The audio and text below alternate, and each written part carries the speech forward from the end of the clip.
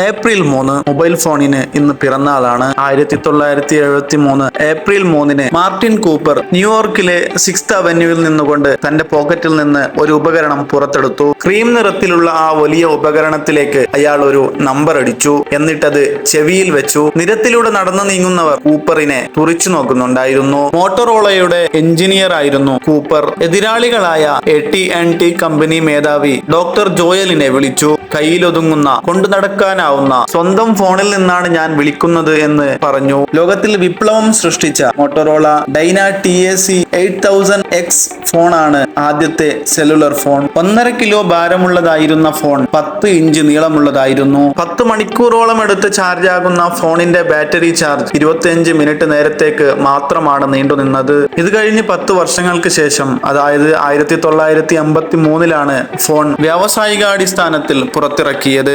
1995 July മാസത്തിൽ ഇന്ത്യയിലും, പിറ്റേ വർഷം അതായത് 1996 സെപ്റ്റംബറിൽ കേരളത്തിലും മൊബൈൽ ഫോൺ എത്തി. നിങ്ങൾ ഉപയോഗിച്ച ആദ്യ ഫോൺ ഏതാണെന്ന് കമന്റ് ചെയ്യുക. ഇത് നിങ്ങൾക്കൊരു പുതിയ അറിവാണെങ്കിൽ വീഡിയോ ലൈക്ക് ചെയ്ത് സബ്സ്ക്രൈബ് ചെയ്യുക.